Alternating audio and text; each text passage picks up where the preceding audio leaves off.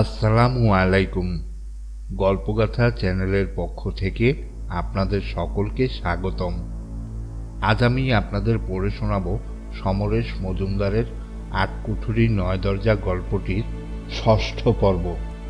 আর গল্প পাঠে আছি আমি আশিকুর রহমান। গল্পটি শুনে আপনাদের এতটুকু ভালো লাগলে পরবর্তী গল্পের নোটিফিকেশন পেতে চ্যানেলটি সাবস্ক্রাইব করে আমাদের সাথেই থাকুন। অধ্যায় 16। এই এতটা পথ আসার সময় তার মনে অনেকবার সন্দেহ এসেছে। সোম দেখছিল মেয়েটাকে, কিন্তু ওদের সাহায্য ছাড়া তার পক্ষে শহরে ঢোকা সম্ভব হতো না। প্রায় বাধ্য হয়েই সে এদের কথা মেনে চলেছে, কিন্তু শহরে ঢোকার পর তার মাথায় দ্বিতীয় চিন্তা এসেছিল। এদের সঙ্গে যদি আকাশলালদের সরাসরি যোগাযোগ থাকে, তাহলে এদের সূত্র ধরেই সে লোকটার কাছে পৌঁছে যেতে পারবে। আর একবার সেটা সম্ভব হলে ভার্গিসের উপর চমৎকার টেক্কা দেওয়া যাবে। যদিও এর মধ্যে দুবার হেনাকে বলেছে সে একাই চলে যেতে চায়, কিন্তু সেটা তার মনের ইচ্ছা নয়। না বললে এদের মনে প্রশ্ন জাগবে বলেই বলেছে। দূরে ফোয়ারার কাছে দাঁড়ানো লোকটার সঙ্গে হেনা যখন কথা বলছিল, তখন সে চেনার চেষ্টা করেছে। লোকটার মুখে দাঁড়িয়ে আছে, সে ঠিক চিনতে পারেনি। নিজে অন্ধকারে দাঁড়িয়ে থাকায় কিছুটা আশ্বস্ত আছে। এবার নিশ্চয়ই হেনা তাকে আকাশলালদের কাছে নিয়ে যাবে। দাড়িওয়ালা লোকটাকে চলে যেতে দেখল সোম। কাছে এসে হেনা মিষ্টি হাসল। আজকের রাতটা কোথায় কাটানো যায় বলুন তো? সোম বলল, থাকার জায়গা ঠিক না থাকলে এখন কোথাও পাবে না। এমনিতেই মানুষ রাস্তায় শুয়ে আছে, আমরা এখন কোথায় যাচ্ছি? হেনা বলল, দাঁড়ান একটু ভেবে দেখি।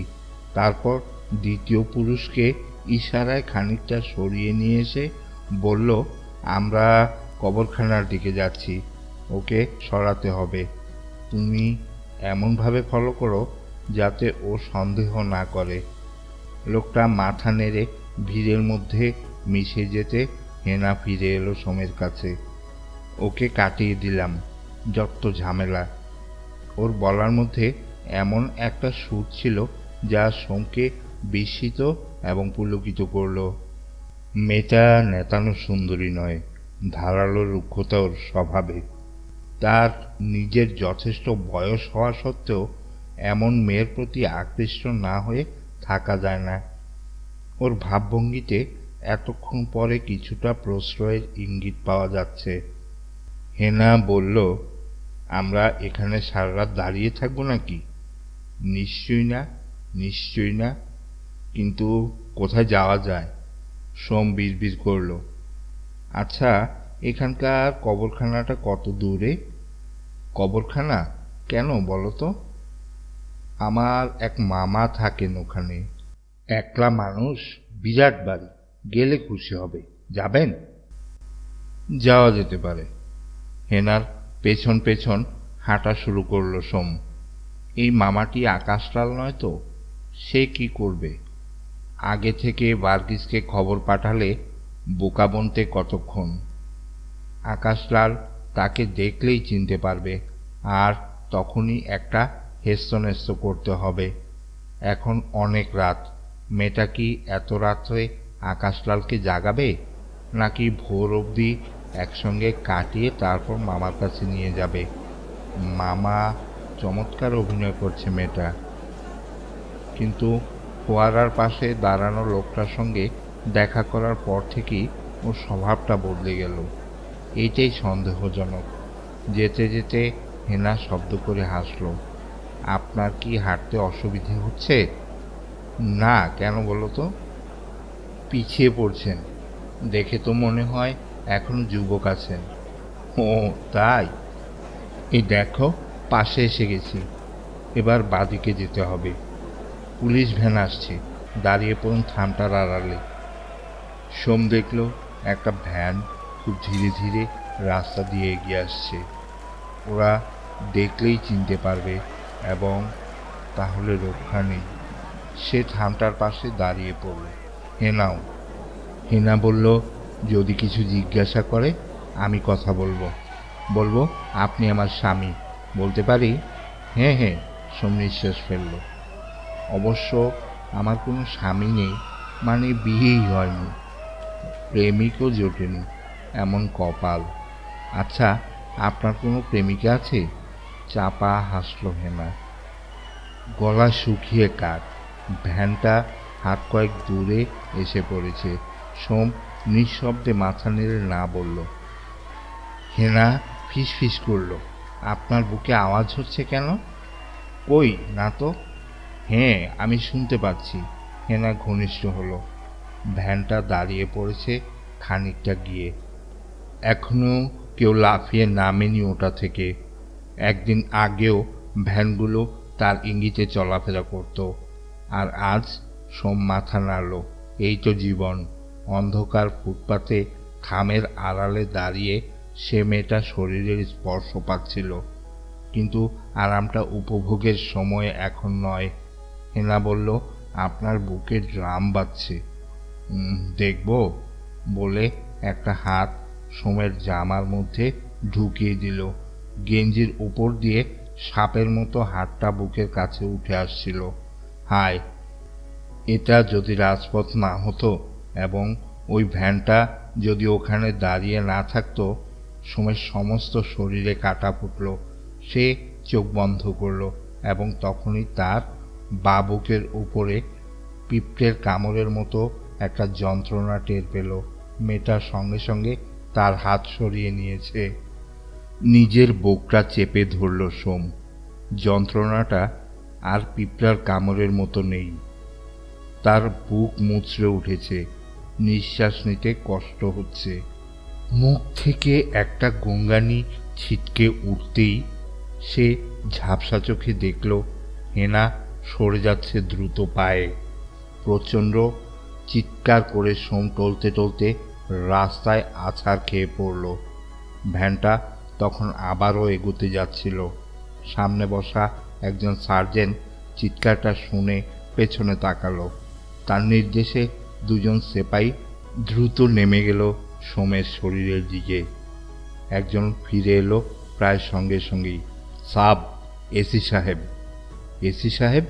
সার্জেন্ট লাফ দিয়ে নামলো। কাছে গিয়ে সে টর্চের আলো ফেলতেই সোমের মুখটাকে চিনতে পারল। দিন রাত সেলুট দিতে হতো এই লোকটাকে। এখন তাদের উপর হুকুম ছিল খুঁজে বের করার। লোকটাকে মারল কে? আশেপাশে কাউকে সে দেখতে পাচ্ছিল না।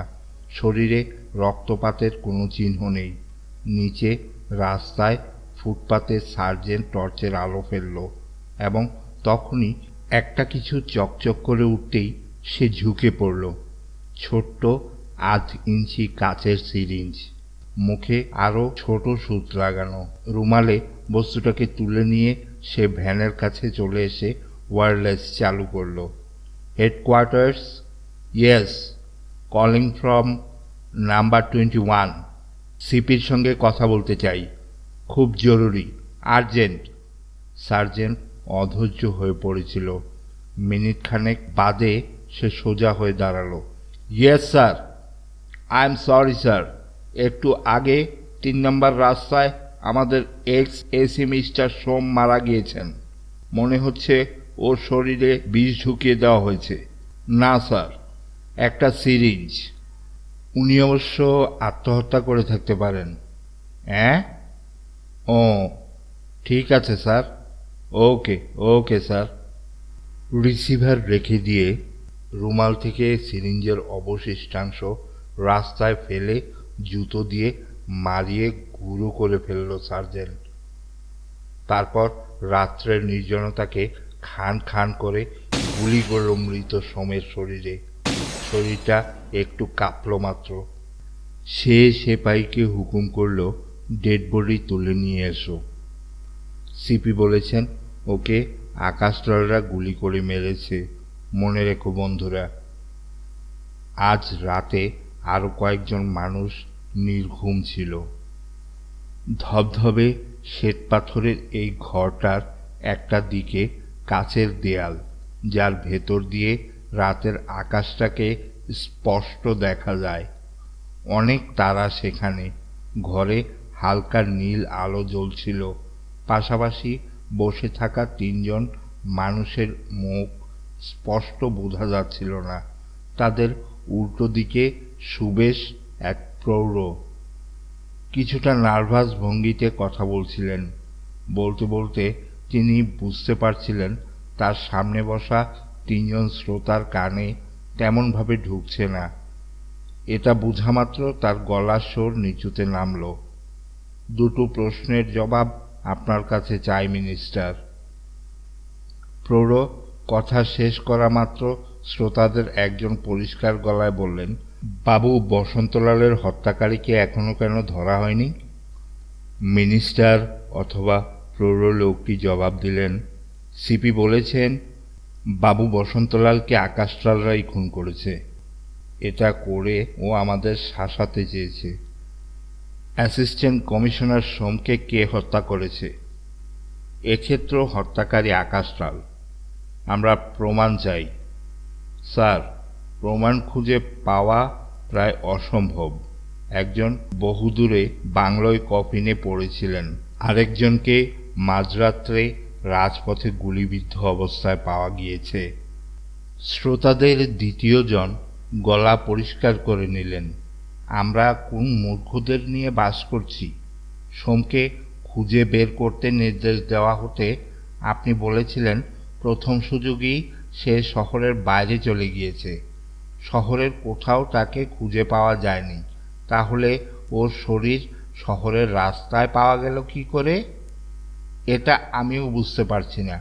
মনে হচ্ছে কমিশনারের গোয়েন্দা বিভাগ ঠিকঠাক কাজ করছে না।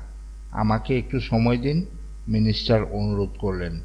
এবার তৃতীয়জন প্রশ্ন করলেন, একটা লোক নিজেকে ডাক্তার পরিচয় দিয়ে একজন মহিলাকে সঙ্গে নিয়ে শহরে ঢুকেছিল।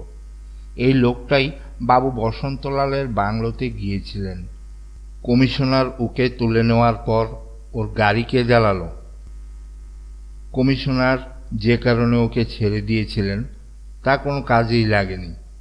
ওরা ট্যুরিস্ট লজ থেকে কোথায় উধাও হয়ে গেছে তা কি জানা গেছে? একজন পুলিশ অফিসার ওদের নিয়ে গেছে বলে রিপোর্ট হয়েছে। বাজে কথা। আমাদের পুলিশ বাহিনীতে যদি এমন কোনো বিশ্বাসঘাতক থাকে তাহলে তাকে বাঁচিয়ে রাখার দায়িত্ব আপনাকে নিতে হবে। ডাক্তার এবং তার স্ত্রী শহরের বাইরে যেতে পারেনি, অথচ আপনারা ওদের খুঁজে বের করতে পারছেন না। ওয়ার্থলেস। স্যার, উৎসব উপলক্ষে শহরে এত মানুষ ঢুকে পড়েছে যে এই মুহূর্তে কাউকে খুঁজে বের করা অসম্ভব হয়ে দাঁড়িয়েছে। তবে আগামী পরশুর মধ্যে শহর খালি করে দিতে নির্দেশ দিয়েছি আমি। তখন প্রতিটি লোককে খুঁটিয়ে দেখে ছাড়া হবে। ততক্ষণ না, আগামীকাল বিকেলেই ভার্গিসকে গ্রেফতার করবেন। ওকে যে সময়সীমা দেওয়া হয়েছে তার বেশি আর দেওয়া সম্ভব নয়। ওর বিরুদ্ধে চার্জ জানবেন জনবিরোধী কাজকর্ম করার। শেষ অভিযোগটা হবে অপরাধীকে আড়াল করতে বাবু বসন্তলালের মৃতদেহ ময়নাতদন্ত ছাড়াই সৎকার করতে দিয়েছে সে। কিন্তু স্যার, কমিশনার রিপোর্ট দিয়েছে ম্যাডামের নির্দেশ মেনেই। আপনি এবার যেতে পারেন। মিনিস্টার একটা অ্যাটাচি কেস তুলে ধীরে ধীরে দরজার বাইরে চলে গেলেন। তার নিরাপত্তা রক্ষীরা সোজা হয়ে দাঁড়ালো। অনেক দিন হয়ে গেল তিনি মন্ত্রিত্বে আছেন, বোর্ড চাইছে বলেই আছেন, কিন্তু এখন বাতাসে বিপদের গন্ধ পাচ্ছেন তিনি।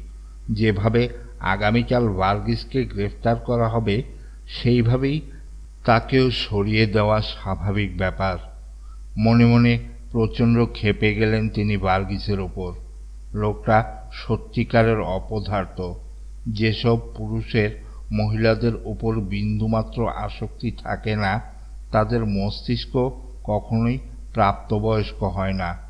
বোর্ড তাকে যেসব প্রশ্ন করেছে তার একটারও জবাব তিনি দিতে পারেননি ওই অপদার্থটার জন্য। এবং আশ্চর্যের ব্যাপার, বোর্ড আজ তাকে আকাশলালকে নিয়ে কোনো প্রশ্ন করেননি। করলে তাকে বলতে হতো কমিশনার আশা করছেন আগামীকালই সফল হবেন। মিনিস্টার তার সচিবকে জিজ্ঞেস করলেন, কমিশনার এসেছে? উনি নিচে অপেক্ষা করছেন। চলে যেতে বলো, ওর মুখ আমি দেখতে চাই না। সঙ্গে সঙ্গে সচিব ছুটে গেল খবরটা জানাতে। ধীরে সুস্থে নামলেন মিনিস্টার। এই বাড়িতে সবসময় যুদ্ধকালীন তৎপরতা দেখা যায়। একটা মাছির পক্ষেও এখান থেকে বিনা অনুমতিতে ঢোকা অসম্ভব। মিনিস্টার ঘড়ি দেখলেন। মিনিট তিনেক বাদে তার গাড়ি একটা কনভয় নিয়ে রাজপথ দিয়ে ছুটে যাচ্ছিল। সাইরেন বাজিয়ে একজন সার্জেন্ট রাস্তা পরিষ্কার করে ছুটছিল আগে আগে। যদিও এত রাত্রে রাস্তায় মানুষ নেই, কিন্তু ফুটপাত উপচে পড়া আগন্তুক ফ্যালফ্যাল চোখে দৃশ্যটা দেখল। বিশেষ একটা বাড়ির সামনে গাড়িগুলো পৌঁছে যাওয়া মাত্র নিরাপত্তা রক্ষীরা পজিশন নিয়ে নিল। মিনিস্টার নামলেন। সিঁড়ির উপরে যে মহিলাটি দাঁড়িয়েছিলেন তিনি বিনীত গলায় বললেন, আসুন স্যার, ম্যাডাম আপনার জন্য অপেক্ষা করছেন। মিনিস্টার হাসার চেষ্টা করলেন। মহিলার পেছন পেছন সিঁড়ি ভেঙে বাড়ির ভেতর ঢুকে গেলেন তিনি। বাইরে প্রহরীরা সজাগ হয়ে পাহারা দিতে লাগলো। দরজা পর্যন্ত পৌঁছে দিয়ে মহিলা দাঁড়িয়ে গেলেন। মিনিস্টার পর্দা সরিয়ে ভেতরে পা দিয়ে শুনতে পেলেন, সুপ্রভাত। প্রভাত? প্রভাতের তো এখনো অনেক দেরি। ইংরেজি মতে প্রভাত শুরু হয়ে গেছে। জানোই তো, বিদেশে থাকায় আমার অনেক কিছু আলাদা। মিনিস্টার এগিয়ে গেলেন। দুধের চেয়ে সাদা এক মিশরীয় পোশাক পরে ম্যাডাম আধা শোয়া হয়ে আছেন বালিশে হেলান দিয়ে। মুগ্ধ দৃষ্টিতে তাকালেন তিনি। ওই মহিলার সঙ্গে তার আলাপ বিদেশে। এদেশের একজন ধনী ব্যবসায়ীর স্ত্রী হিসাবে যতটুকু বিদুষী হওয়া সম্ভব ততটুকুই। মন ভরানোর সৌন্দর্য হয়তো এর নেই, কিন্তু তাকালে চোখ ধাঁধিয়ে যায়। বারংবার তাকাতে হয়। এক শিরশিরে সৌন্দর্যের ফনা সবসময় ওর চোখ ঠোঁটের ভঙ্গিতে দুলে দুলে ছোবল মারতে চায়। বিদেশ থেকে স্বামীকে নিয়ে ফিরে আসার পর তার সঙ্গে ম্যাডামের ঘনিষ্ঠতা।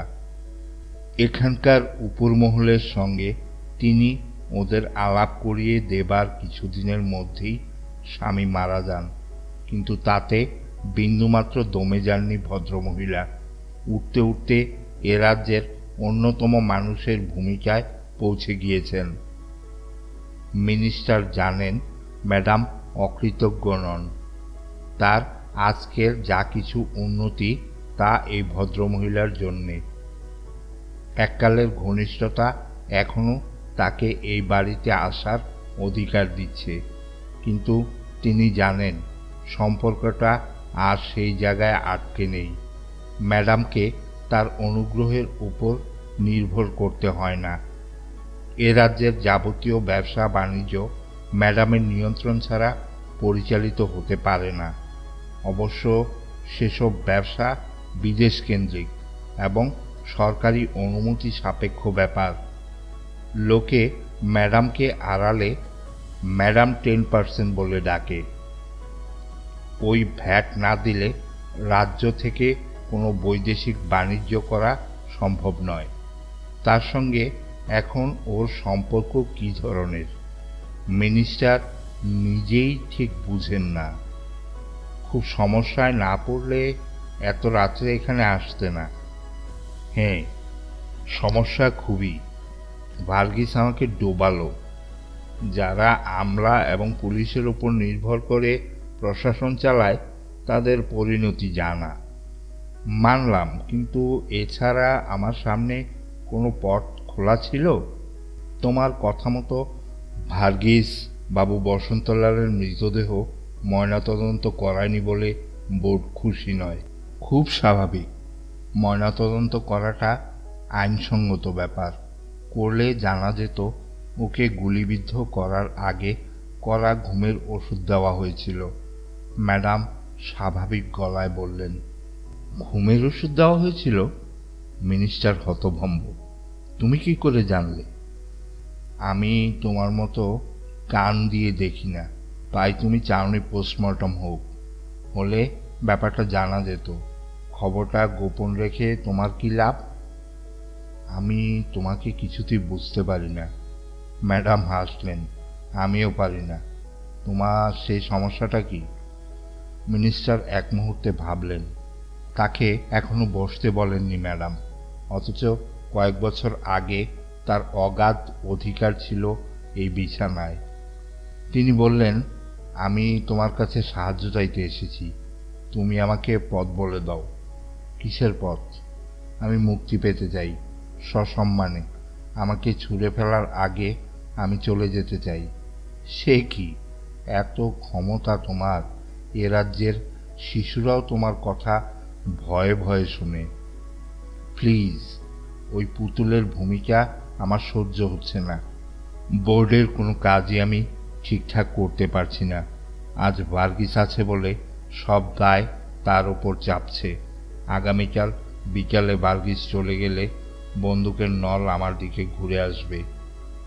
তোমার বদলে যতক্ষণ আর একটা ঠিকঠাক লোককে না পাওয়া যাচ্ছে ততক্ষণ তুমি নিরাপদ। আর সেই সময়টুকু যখন হাতে পাচ্ছ তখন তার সদ্ব্যবহার করো। অসম্ভব।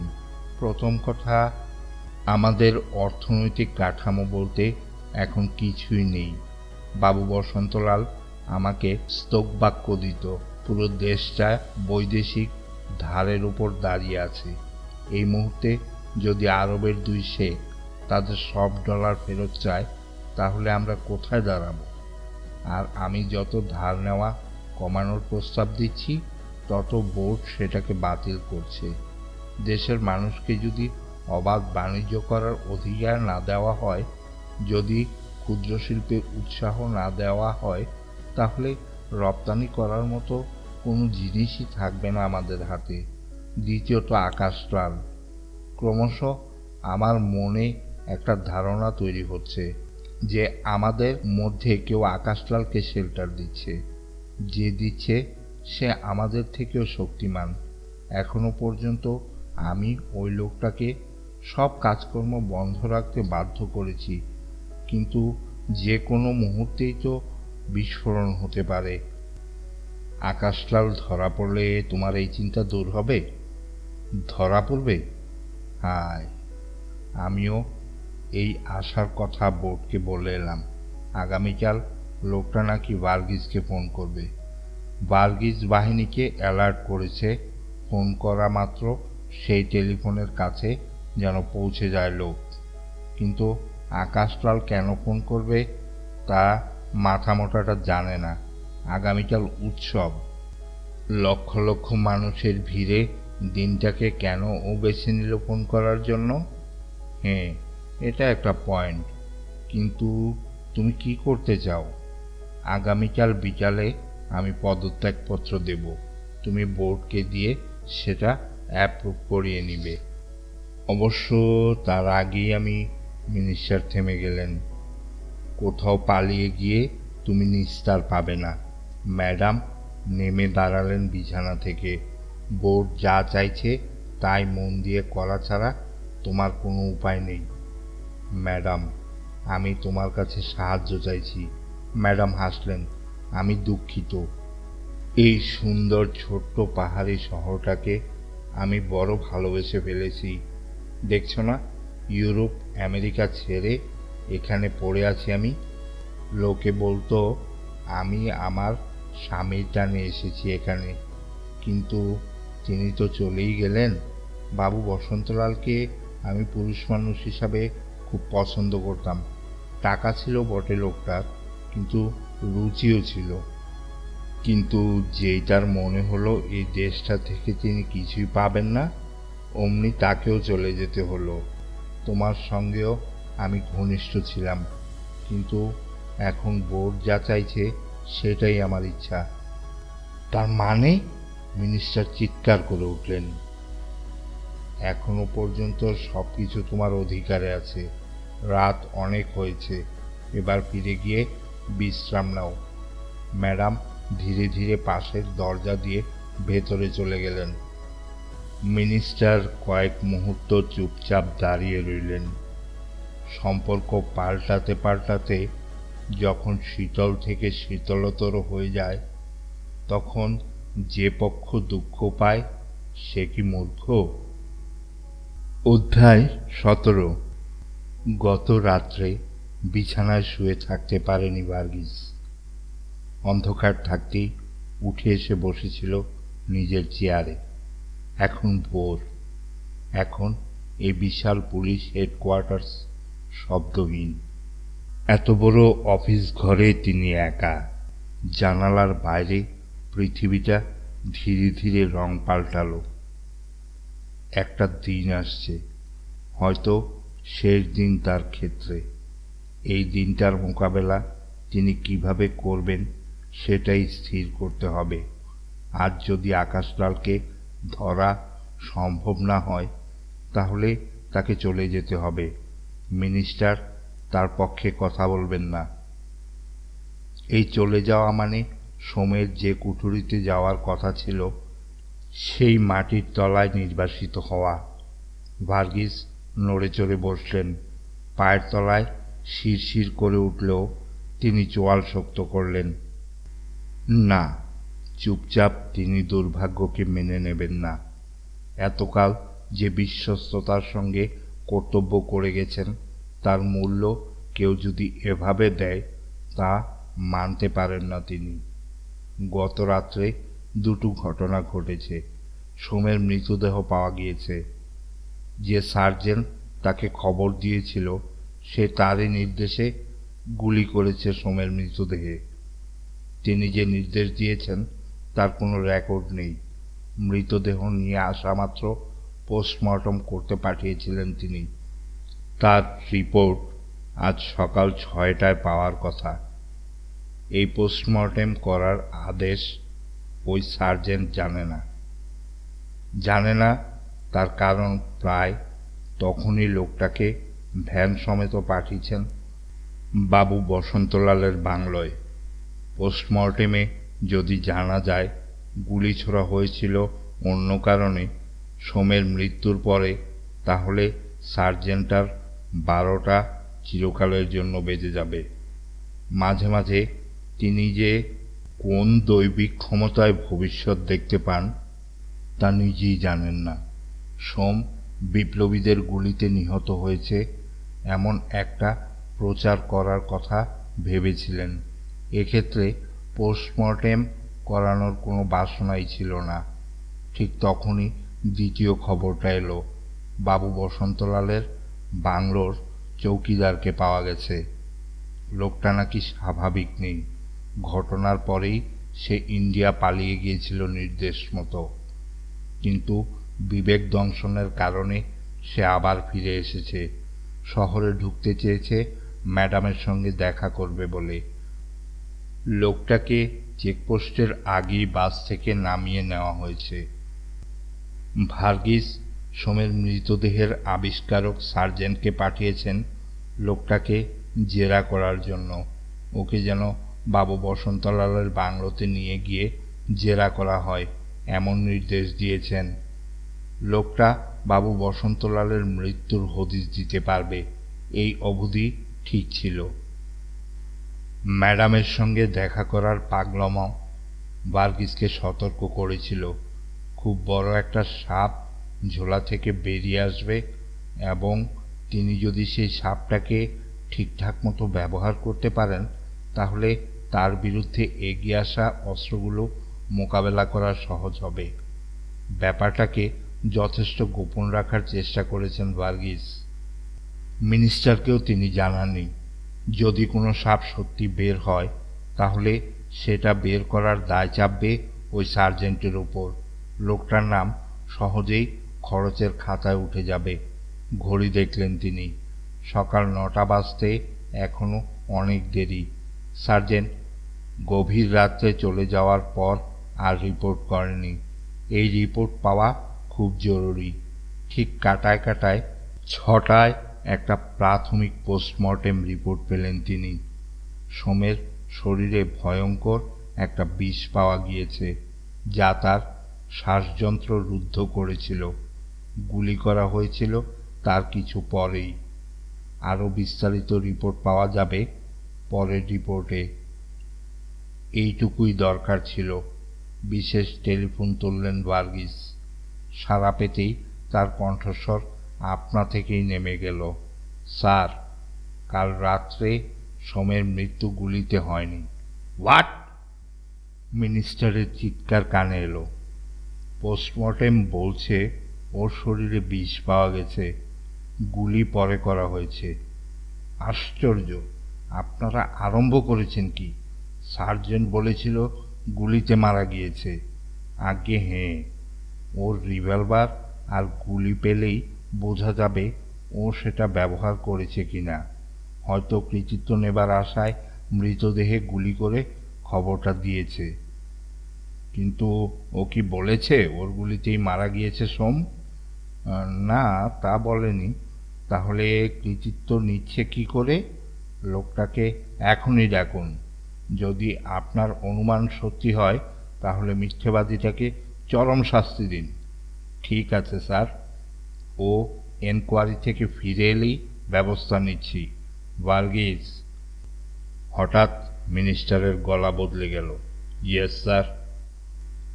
You must do something. আকাশলালকে আজ ধরতেই হবে। আমি তোমাকে বাঁচাতে পারবো না ভার্গিস। আজকের দিনটাই তোমার শেষ সুযোগ। লাইনটা কেটে গেল। ঠিক 6:30টায় ভার্গিস জানতে পারল সেই সার্জেন্ট 3 নম্বর চেকপোস্ট থেকে তার সঙ্গে কথা বলতে চায়। এক মুহূর্ত দেরি করলেন না তিনি। একটি ড্রাইভারকে সঙ্গে নিয়ে জিপ ছুটিয়ে বেরিয়ে গেলেন কাউকে কিছু না জানিয়ে। ভোর থেকেই রাস্তায় ভিড়। শহর পেরোতে গাড়ির গতি স্লট করতে হচ্ছিল বলে ভার্গিসের মেজাজ খিচড়ে যাচ্ছিল। মিনিট 20-র মধ্যে তিনি 3 নম্বর চেকপোস্টে পৌঁছাতে পারলেন। সেখানে তখন শহরে ঢোকার জন্য মানুষের বিশাল লাইন পড়ে গেছে। তারা ভার্গিসকে সভয়ে দেখছিল। চেকপোস্টের সেপাই সেলুট করে তার পথ তৈরি করে দিতেই তিনি ভ্যানটাকে দেখতে পেলেন। ভ্যানের দরজা খুলে কালকের সেই সার্জেন্টটা নেমে এলো। সারা রাত না ঘুমানো পুলিশদের অভ্যেস আছে, কিন্তু লোকটাকে দেখে মনে হচ্ছিল ভূত ভর করেছে। কোনো মতে হাত তুলে কপালে ঠেকালো সার্জেন্ট। ভার্গিস ওর পাশে জিপ দাঁড় করাতে বলে সার্জেন্টকে উঠে আসতে নির্দেশ দিল। সার্জেন্ট চুপচাপ নির্দেশ পালন করতে তিনি ড্রাইভারকে জিপ চালাতে বললেন। মিনিট 3-এর মধ্যে পাহাড়ের ঢালু একটা নির্জন জায়গায় পৌঁছে গেলেন ওরা। সার্জেন্টকে নিয়ে ভার্গিস নেমে এলো জিপ থেকে। একটা খাদের ধারে দাঁড়িয়ে তিনি লোকটার দিকে তাকালেন। কি হয়েছে স্যার? সার্জেন্টের গলা খুবই নিচুতে। Yes my boy. স্যার, আমি কি করব বুঝতে পারছি না। আমি বুঝিয়ে দেব। লোকটাকে পেয়েছো? হ্যাঁ স্যার। প্রথমে মনে হয়েছিল ওর মাথা ঠিক নেই, কিছুতেই ওকে দিয়ে কথা বলাতে পারছিলাম না। ভোরবেলা ও বলে ফেলল। কেঁপে উঠল সার্জেন্ট। কি বলল? যা বলল তা আমি বিশ্বাস করতে পারছি না স্যার। আর এই কথাটাই যদি আমি রিপোর্ট করি তাহলে আমার কি হবে তাও ধারণা করতে পারছি না। তুমি আমার কাছে রিপোর্ট করছো, আমি তোমাকে শেল্টার দেব। ইনফ্যাক্ট তোমাকে আমি ইতিমধ্যে শেল্টার দিয়েছি। ভার্গিস হাসলেন। কথাটা বুঝলাম না স্যার।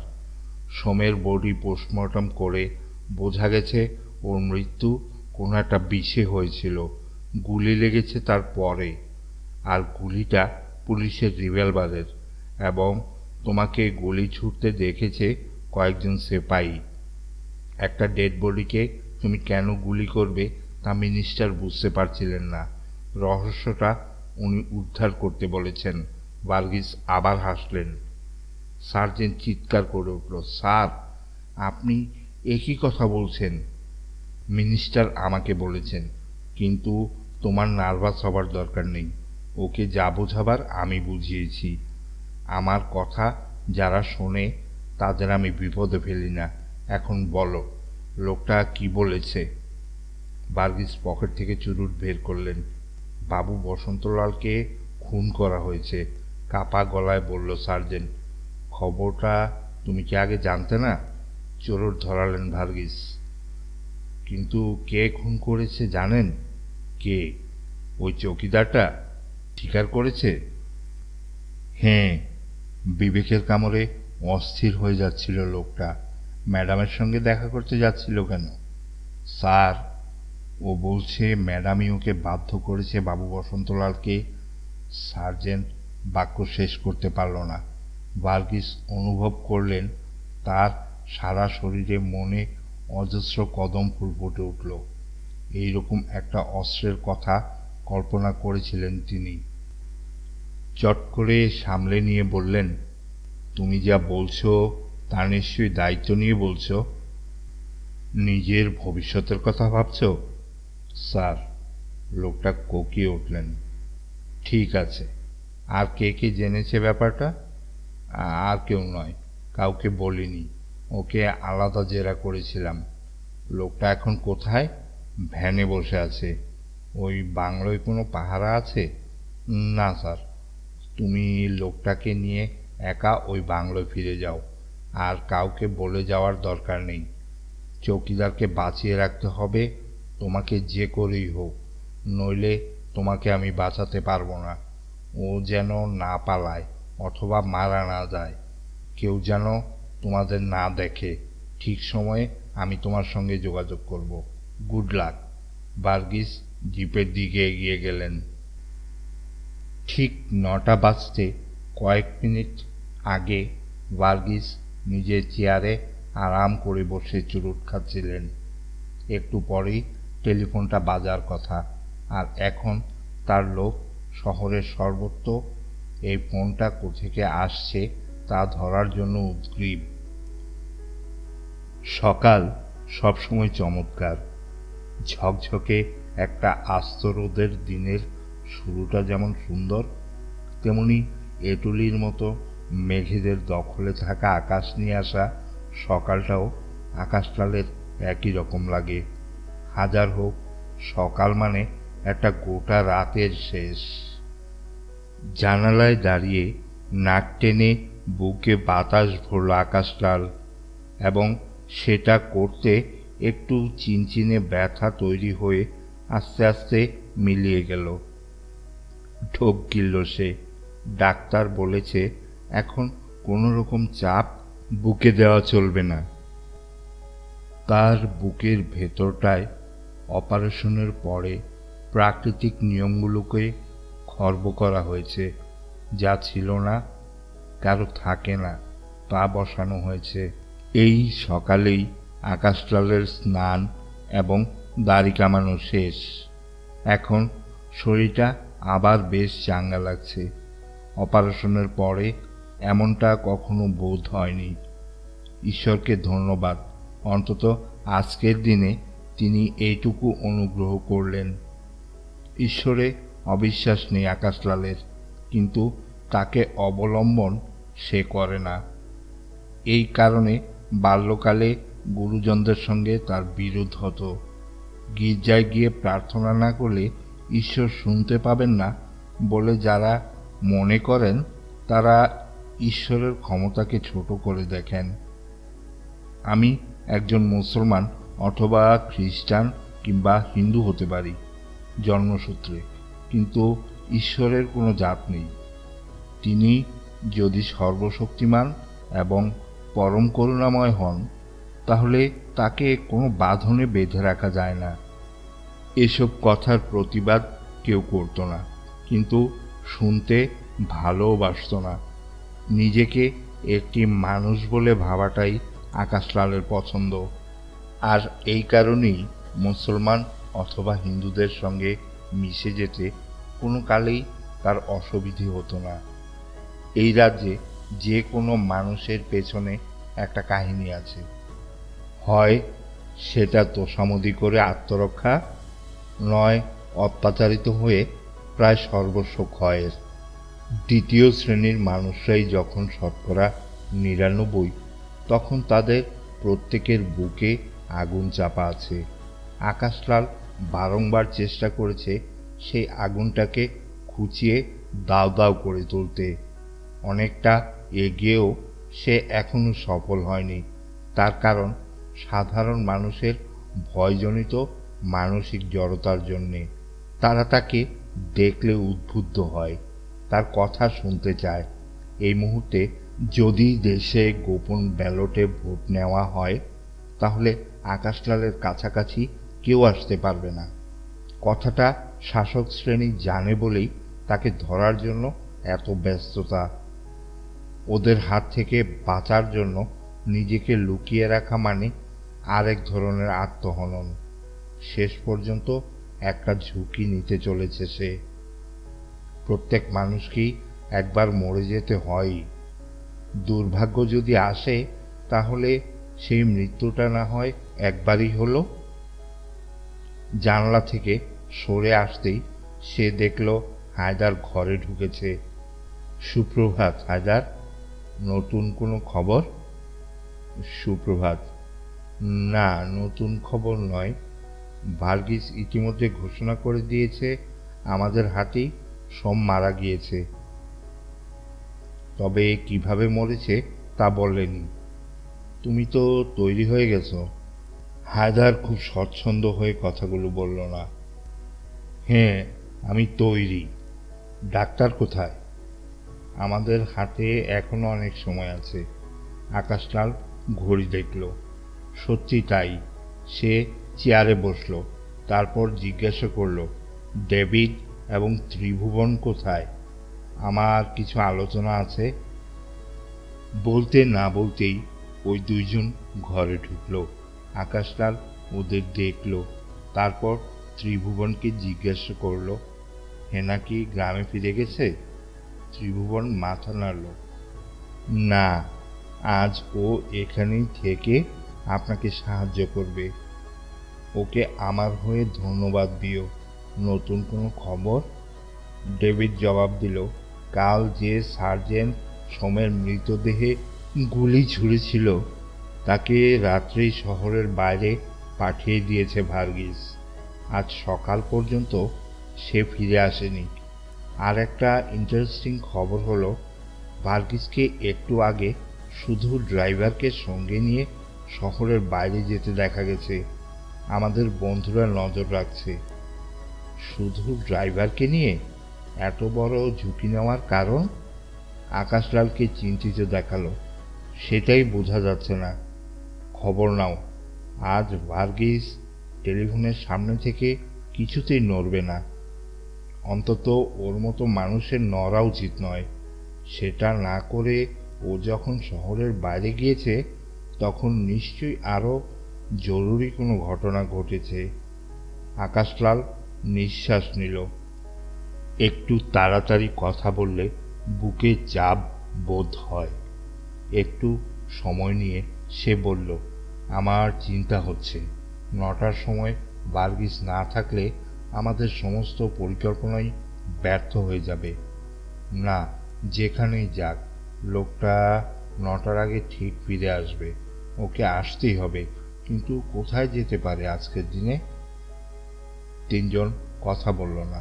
উত্তরটা তাদেরও অজানা। ডেভিড বলল, ওহো, আজ ভোরে আমি আপনার কাকার কাছে গিয়েছিলাম। আকাশলালকে চিন্তিত দেখালো। আমি ওকে ঘুম থেকে তুলে আপনার কথা জিজ্ঞাসা করলাম। কি বললেন? বললেন, গত ৩ বছরে ৩০০ বার পুলিশকে জবাব দিয়ে দিয়ে তিনি ক্লান্ত, তাই নতুন কিছু বলতে পারবেন না। আপনার সঙ্গে তার পরিবারের কোনো সম্পর্ক নেই। ভালো। তারপর? তখন আমি জিজ্ঞাসা করলাম, আজ যদি আকাশলাল মারা যায়, তাহলে আপনাদের পারিবারিক জমিতে তাকে কবর দিতে আপত্তি হবে কিনা। কথাটা শুনে উনি আমার উপর রেগে গেলেন, বললেন, একটা জলজ্যান্ত মানুষকে মেরে ফেলার কোনো অধিকার আমার নেই। আমি বললাম, সাধারণ কৌতূহল থেকেই একথা জানতে চাইছি। তিনি একটু ভেবে মাথা নেড়ে বললেন, তার বাবা যেহেতু তাকে খুব ভালোবাসতো, তাই তার কাছে ওকে শুতে দিতেই হবে। ধন্যবাদ, অনেক ধন্যবাদ। আকাশলাল হাসল। ত্রিভুবনের মুখেও হাসি ফুটল। আপনার কাকা আর একটু পরিশ্রম বাঁচিয়ে দিলেন। এবার আকাশলাল দুটো হাত এক করে একটু ভাবল। শোনো, তোমরা তিনজন এখানে আছো। আমি জানি সহযোদ্ধা হিসাবে তোমাদের তুলনা নেই, এবং তোমাদের দেখা পেয়েছি বলে আমি গর্বিত। আর যে ঘটনা ঘটতে যাচ্ছে তাতে নিশ্চয়ই ঝুঁকি আছে। কেন এই ঝুঁকি নিচ্ছি তা অনেকবার তোমাদের বলেছি। এমন তো হতেই পারে বিজ্ঞান ব্যর্থ হলো, ভার্গিসের তৎপরতা আরও বেড়ে যাওয়ায় তোমাদের পক্ষে কাজ করা সম্ভব হলো না, এবং আমি আর ফিরে এলাম না। এসব হওয়া খুবই স্বাভাবিক। আকাশে মেঘ দেখে কেউ কেউ ছাতি না নিয়েও বের হয় এবং না ভিজে গন্তব্যে পৌঁছে যায়, কারণ বৃষ্টিটা তখনও নামেনি। কিন্তু বৃষ্টি নামতে পারে ভেবে নেওয়াটাই বুদ্ধিমানের কাজ। আমি না থাকলে তোমরা কি করবে তা কি নিজেরা ভেবেছ? আকাশলাল পরিষ্কার তাকালো। তিনজনকে দেখে বোঝা যাচ্ছিল এমন অস্বস্তিকর প্রশ্নের মুখোমুখি হতে তারা চাইছে না। কিন্তু আজ আকাশলাল যখন খাদের ধারে পৌঁছে এক পা বাড়িয়ে দিয়েছে, তখন তারা কথা বলতে বাধ্য। হায়দার বলল, প্রথমে তোমাকে ছাড়া কাজকর্ম চালানো কঠিন হবে। ডেভিড বলল, আমি মনে করি কঠিন নয়, অসম্ভব হবে। ত্রিভুবন কথা বলল না, মাথা নেড়ে সায় দিল ডেভিডের মন্তব্যে। সোজা হয়ে উঠে দাঁড়ালো আকাশলাল। আমি তোমাদের কাছে এরকম কথা আশা করিনি। আমার খুব খারাপ লাগছে এই ভেবে যে এতদিন একসঙ্গে কাজ করেও আমি তোমাদের মনে সেই বিশ্বাস তৈরি হতে সাহায্য করিনি, যাতে তোমরা বলতে পারো লড়াইটা ব্যক্তিগত নয়, জনসাধারণের। আমি যেভাবে অত্যাচারিত হয়েছি তোমরাও সেইভাবে অত্যাচার সহ্য করেছ। লড়াইটাকে এগিয়ে নিয়ে যাওয়ার দায়িত্ব প্রত্যেকের। ত্রিভুবন বলল, কিন্তু সাধারণ মানুষ আপনার মুখ চেয়ে মুখ, এই মুখ যদি পাল্টে যায় তাহলে মানুষ আমার পাশে থাকবে না। না, আমি এই কথা বিশ্বাস করি না। পৃথিবীতে কোনো মানুষ অপরিহার্য নয়। একজন চলে গেলে যদি দেশব্যাপী আন্দোলন থেমে যায়, তাহলে সেই আন্দোলন শুরু করাই অন্যায় হয়েছিল। আমি না থাকলে আমার জায়গা নেবে তোমরা। তোমাদের মধ্যে একজন নেতৃত্ব দেবে। একজন আকাশলাল মরে গেলে যে ওরা নিশ্চিন্তে ঘুমোতে যাবে, এ যেন না হয়। তাহলে কফিনে শুয়েও আমি শান্তি পাব না। উত্তেজিত হয়ে কথাগুলো বলেই হেসে ফেলল আকাশলাল। অবশ্য মরে যাওয়ার পর শান্তির কি দরকার, যদি সারাটা জীবনই অশান্তিতে কাটে। চুপচাপ ঘরের মধ্যে কিছুক্ষণ হাঁটল আকাশলাল, তারপর ঘুরে দাঁড়ালো। কে নেতৃত্ব দেবে তা ঠিক করবে সময়। পরিস্থিতির ওপর যে বেশি নিয়ন্ত্রণ রাখতে পারবে তার ওপর। কিন্তু তোমাদের তৈরি থাকা উচিত এখন থেকেই। আজই আমার শেষ দিন, যে হবে না তার নিশ্চয়তা নেই। এবার হায়দার কথা বলল, তুমি এ ব্যাপারে দুশ্চিন্তা করো না। আকাশলাল হাসল। গুড, আমি এই কথাটাই শুনতে চেয়েছি। এখন কটা বাজে? ওহ, সময় কাটতে চাইছে না। অন্যদিন লাফিয়ে লাফিয়ে ঘড়ির কাঁটা চলে। ডেভিড, সব কিছু ঠিকঠাক আছে তো? ডেভিড এতক্ষণে সহজ হলো। হ্যাঁ, পরিকল্পনা মাফিক এখন পর্যন্ত চমৎকার কাজ হয়েছে। শেষবার আমি মিলিয়ে নিয়েছি। ত্রিভুবন, ঠিক 10টায় মিছিল শুরু হচ্ছে? হ্যাঁ, কিন্তু এর মধ্যেই মেলার মাঠে পা রাখা যাচ্ছে না। খবরটা জনসাধারণকে জানাচ্ছ কিভাবে? প্রথমে ভেবেছিলাম মাইক ব্যবহার করব, কিন্তু পুলিশের পক্ষে অ্যাকশন নেওয়া সহজ হবে তাতে। গোটা 15 গ্যাস বেলুন রেডি করে রাখা হয়েছে। খবরটা তার গায়ে লিখে উড়িয়ে দেওয়া হবে। লক্ষ লক্ষ লোক একসঙ্গে দেখতে পাবে। পুলিশ যদি গুলি করে বেলুন চুষে দেয়, আমার বিশ্বাস পেট্রোলের চেয়ে দ্রুত জ্বলবে খবরটা। মুহূর্তের মধ্যে সর্বত্র ছড়িয়ে যাবে। ত্রিভুবন সহযোদ্ধাদের দিকে তাকালো। অন্য কোনো উপায় মনে এলে বলতে পারেন। হায়দার মাথা নাড়ল। বেলুন ঠিক আছে, কিন্তু বেলুন ওড়াবার আগে মাইকে যদি ঘোষণা করা হয়, তাহলে মন্দ কি? পুলিশ এসে মাইক দখল করে নিয়ে যাবে? নিক না, পুলিশ আসছে দেখলে মাইকম্যান ভিড়ের মধ্যে মিশে যাবে।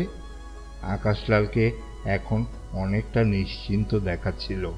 সে এগিয়ে গেল টেবিলের কাছে, ড্রয়ার টেনে একটা মোটা ডায়েরি বের করল। সেটাকে হাতে তুলে সে বলল, যদি আমি সত্যি মারা যাই, তাহলে এই ডায়েরিতে যা লেখা আছে তা তোমরা অনুগ্রহ করে পড়ে দেখো, কিন্তু কোনো অবস্থাতেই যেন এই ডায়েরি পুলিশের হাতে না পৌঁছায়। পড়ার পর মনে রাখবে, আমি যেরকম শান্ত আছি সেই রকম তোমাদের থাকতে হবে। আবার ডায়েরিটাকে ড্রয়ারে রেখে দিল সে। আগে থেকেই ঠিক হয়ে আছে, মেলার মাঠে আকাশলালকে যদি যেতে হয়, তাহলে ওর সঙ্গে হায়দার যাবে। সঙ্গে, কিন্তু পাশে নয়। বাকি দুজন তাদের জন্য নির্দিষ্ট কাজের জায়গায় থাকবে। কোনো রকম গোলমাল হলে হায়দার তাদের খবর দেবে। সঙ্গে সঙ্গে গা ঢাকা দেবে সবাই।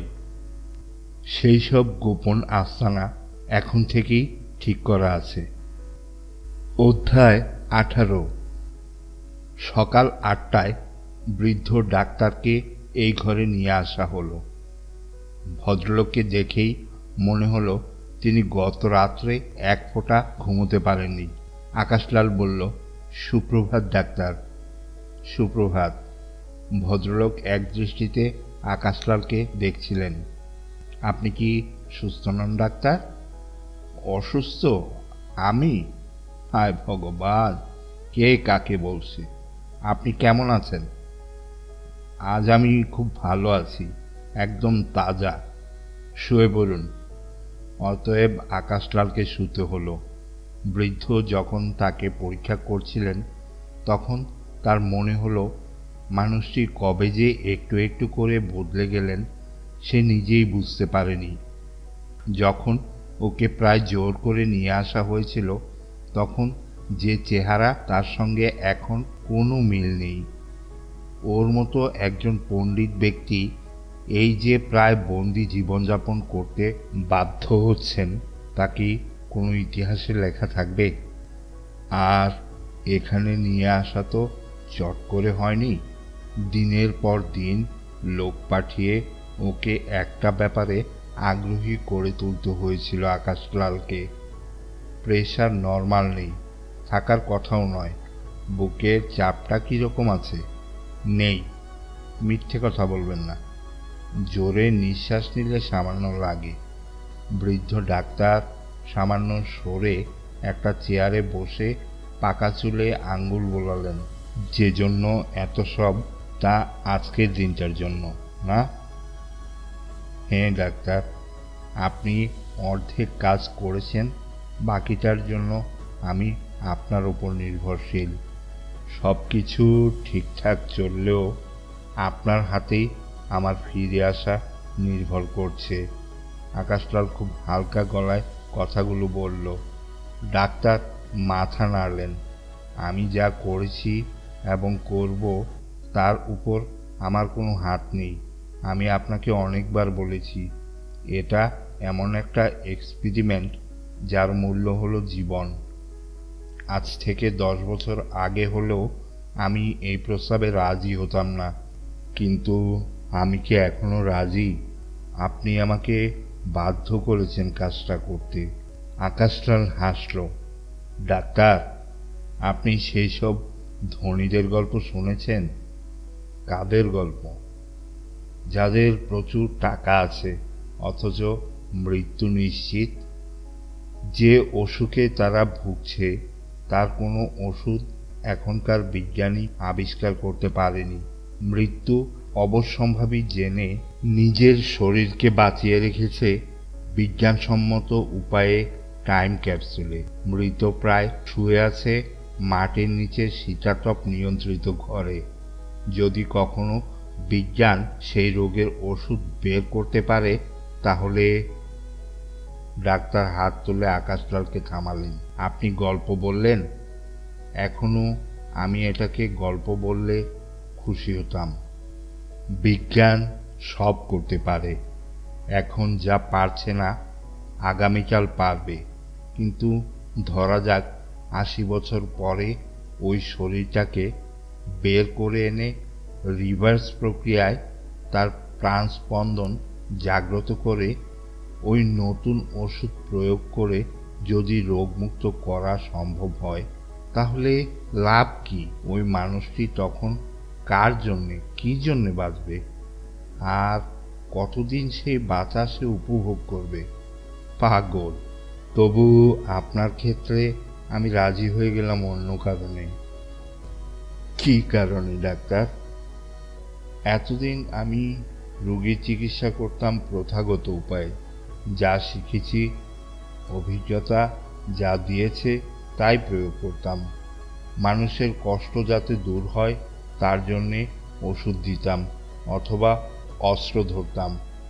আপনি নিশ্চয়ই জানেন, medicine is the mother of the science. কেন জানেন? চিকিৎসকদের ইন্টারেস্ট হলো মানুষের শরীরে, এবং পৃথিবীর ইতিহাসে দেখা যাবে ওই প্রফেশনের লোকগুলো হলো সেই সংঘবদ্ধ মানুষ যারা ধর্ম এবং রাজনীতি বাদ দিয়ে বিজ্ঞানসম্মত পথে চিকিৎসা করে। আমিও তাদের একজন ছিলাম এইমাত্র। কিন্তু পৃথিবীর সবচেয়ে বড় বিষয় হলো মানুষের শরীর। কি নেই এখানে? আমরা তার কতটা তৈরি করতে সক্ষম? ধরুন রক্ত। এখনো বিজ্ঞান রক্ত তৈরি করতে পারল না। 25 থেকে 30,000 মিলিয়ন রেড সেল আর 50,000 মিলিয়ন হোয়াইট সেল। আর এইসব সেলগুলোতে যে তরল পদার্থ থাকে তার নাম প্লাজমা। সব জানা সত্ত্বেও তো তৈরি করা গেল না। এসব নিয়ে মাঝে মাঝে ভাবতাম, মানুষের শরীরে যেসব ধমনী দিয়ে রক্ত চলাচল হয় তা যোগ করলে পৃথিবীর যে কোনো রেলপথ অনেক ছোট হয়ে যাবে। আমি যেটা করলাম সেটা সামান্য একটা এক্সপেরিমেন্ট। ফ্যান ঠিক ঠিক চালাতে একটা রেগুলেটর লাগে, সেটাকে এড়িয়েও তো ফ্যান চালানো যায়, কিন্তু একই স্পিড থাকে আর ঝুঁকিও। আপনার ক্ষেত্রে সেই ঝুঁকিটা নিয়েছি। ডাক্তারকে খুব চিন্তিত দেখাচ্ছিল। অনেক ধন্যবাদ ডাক্তার, কিন্তু আপনি কেন খামোখা ওই কাজটা আমাকে দিয়ে করালেন তা এখনো বললেন না। আপনার যদি মরার ইচ্ছে থাকে তাহলে পুলিশের কাছে গেলেই তো সেটা সহজ হতো। যেহেতু আমি মরতে চাই না তাই আপনার সাহায্য নিয়েছি। কিন্তু এভাবে কেন? ঠিক সময়ে আপনাকে আমি বলবো ডাক্তার। আকাশলাল ঘড়ি দেখল, তারপর ধীরে ধীরে উঠে দাঁড়ালো। আপনি ওষুধটা এনেছেন নিশ্চয়ই? হ্যাঁ, আমাকে আনতে হয়েছে, কিন্তু আমি আবার আপনাকে সতর্ক করছি। করুন। এই ক্যাপসুল খাওয়ার 3 ঘন্টা পরে আপনার হার্ট বন্ধ হয়ে যাবে। ঠিক 3 ঘন্টা বা আগে পরেও হতে পারে। গুড। কিন্তু মনে রাখবেন, হার্ট কাজ বন্ধ করা মাত্রই মৃত্যুর দরজায় পৌঁছে যাওয়া। সাধারণ অবস্থায় সেই দরজাটায় ঢুকে পড়তে কত সময় লাগে সেটা শরীরের উপর নির্ভর করে। হার্ট বন্ধ হবার পর মস্তিষ্ক কোষ 3 ঘন্টার বেশি সাধারণত সক্রিয় থাকতে পারে। আমার ক্ষেত্রে সেটা 24 ঘন্টা থাকবে। আমি তাই আশা করছি। ডাক্তার, আমি 24 ঘন্টার মধ্যেই আপনার কাছে উপস্থিত হব। আপনি যা করছেন ভেবেচিন্তে করছেন? হ্যাঁ, এছাড়া কোনো উপায় নেই।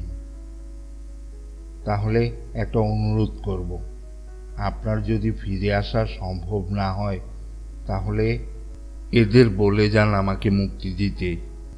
আমি সমস্ত পৃথিবীর লোককে জানাবো যে আমি আপনার হাতে আত্মহত্যার অস্ত্র তুলে দিয়েছি। আকাশলাল এগিয়ে গিয়ে ডাক্তারকে জড়িয়ে ধরল। দুজনে আলিঙ্গনাবদ্ধ থাকল বেশ কিছুক্ষণ। তারপর আকাশলাল ফিসফিস করে বলল, ডাক্তার, আমার বাবাকে আমি শেষ যখন আলিঙ্গন করেছিলাম 20 বছর আগে, তখন জানতাম না সেই একই অনুভূতি কখনো আমার হবে। আজ হলো ডাক্তার। হায়দার চুপচাপ বসেছিল। আকাশলাল সরে এলে ত্রিভুবন জিজ্ঞেস করল, এই ক্যাপসুলটা আপনি কিভাবে নিয়ে যাবেন? ক্যাপসুলটাকে দেখল আকাশলাল। ছোট্ট, নিরীহ দেখতে। রক্তে মিশে যাওয়া মাত্র মৃত্যু বাণ ছুটতে শুরু করবে, যা 3 ঘন্টায় কার্যকর হবে। সে ডাক্তারকে বলল, আমি এটা মুখে রাখতে চাই। স্বচ্ছন্দে। মুখের ভেতর তাপ অথবা লালায় এটা গলবে না। আপনাকে দাঁত দিয়ে বেশ জোরে চাপতে হবে ভাঙার জন্য। আপনার ডান দিকের কষের দাঁতের একটা নেই, ওটা ওখানে রেখে দেবার চেষ্টা করুন, ডাক্তার বললেন। ক্যাপসুলটাকে 2 ঠোঁটে নিল আকাশলাল। তার সঙ্গীরা অদ্ভুত চোখে তার দিকে তাকিয়ে আছে। আকাশলালের মনে হলো, যদি এই মুহূর্তে ডাক্তারের কথা মিথ্যে হয়ে যায় তাহলে ভার্গিসের সঙ্গে কথা বলতে পারবে না সে সকাল 9টায়। ধীরে ধীরে সে মুখের ভেতর নিয়ে গেল ক্যাপসুলটাকে। না, গলছে না একটুও। অন্তত জিভে অন্য কোনো স্বাদ আসছে না। সে কষ দাঁতের পাশে জিভ দিয়ে ক্যাপসুলটাকে ঢোকাতে সেটা চমৎকার আটকে গেল। তবে ইচ্ছে করলেই সেটাকে বের করে নিয়ে আসা যায় 2 দাঁতের দেওয়াল থেকে। আকাশলাল বলল, ধন্যবাদ ডাক্তার। দরজায় শব্দ হতেই ত্রিভুবন বেরিয়ে গেল। হায়দার বলল, ডাক্তার, আপনি কি এখন বিশ্রাম করতে যাবেন? অসম্ভব। এই অবস্থায় কেউ বিশ্রাম করতে যেতে পারে না। তবে আমি এই ঘরে থাকলে যদি আপনাদের কথা বলতে অসুবিধা হয়। আকাশলাল মাথা নাড়ল। না, আপনি থাকতে পারেন। ত্রিভুবন ফিরে এলো।